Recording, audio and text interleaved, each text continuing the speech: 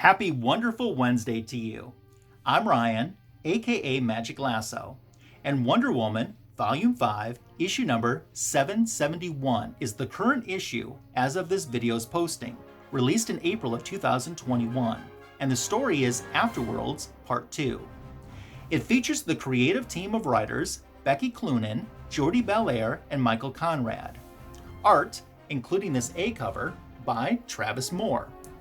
Now, this cover appears to be an homage to Wonder Woman Volume 1, issue number 233 to me. I haven't heard a lot of people talk about that. If it's definitely not an homage, they are very similar covers for sure, with the issue 233 coming from 1977.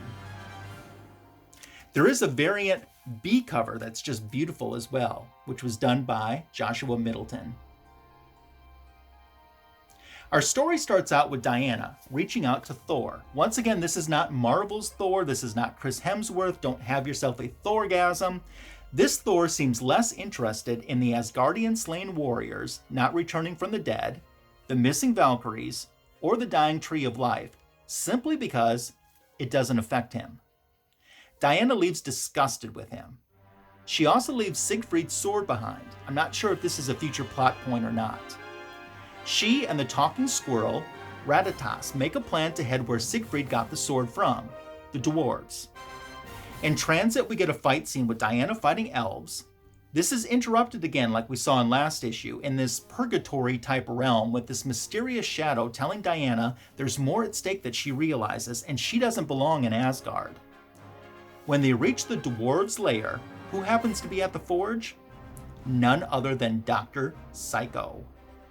Diana recognizes his name, face, and knows he's a pain in the rear, as she puts it. Everything else seems foggy to her.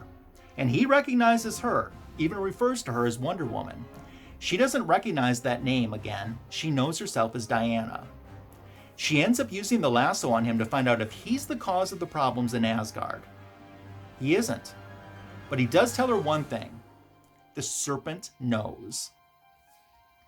Ratatas leads Diana to the location of the serpent, Nidhogg, who is rumored to have the key to the Fortress Valkyrie, forewarning her that the serpent is always hungry and might eat her. Encountering the serpent, he confirms he has the key. He ate it, and he has plans on eating her too. But a deal is struck. The key for a precious morsel, an eagle egg.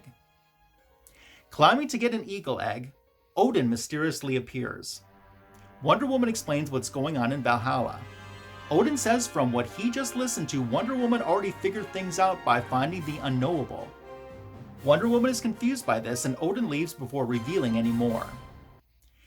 She hears that evening's battle horn, knowing more dead warriors will be left behind after that evening's battle. She feels Siegfried's presence and briefly sees him, promising to find a way to bring him back. Reaching the nest of the giant eagle, the two find out the eagle has expected them and agrees to help, handing over one giant egg. Ratatas' plan is for Diana to hide inside this egg so when it's devoured, she will be inside Nidhogg's stomach and can get the key. As this issue wraps up, Ratatas presents the giant egg to Nidhogg, saying Diana was eaten by the eagle, and Nidhogg swallows it whole. Nidhogg tells Ratatas that each day the tree weakens, and soon he will be free so that Asgard can learn of his hunger. So here's my thoughts on this issue's story. It's still good and it intrigues me. This is much more sword and sorcery barbarian style than what you typically would see in a Wonder Woman book. No traditional costume either, but I'm still good with it. The writing is strong enough to make me wonder what's going to happen next. I love seeing the insert of Dr. Psycho, which I was not expecting at all. I'm still a big Siegfried fan and want this character to stick around with Diana when the story wraps up. He's not in much of this story, but he doesn't really belong in this portion of the story either. I really like last issue's introduction. This one is almost as good as last issue. It has a solid story, the art continues to be very strong, so I'm going to score it 4 lassos out of 5. I'm pretty happy with it. And just a quick note on the secondary backup story in this same issue. It sets up young Diana wanting to learn more about the history of the Amazons and a quest to find some lost information in their past.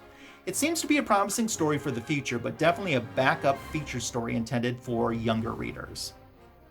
So it's time for you to leave your comments below and let me know what you thought of this issue if you bought it and read it. Share your thoughts and opinions. Don't forget to like this video and of course subscribe to the Fanboys channel. Make sure to pop on over to my personal channel, search for Magic Lasso on YouTube and sub me up as well. I certainly would appreciate it. Had a great time visiting with you again and look forward to our next wonderful Wednesday visit.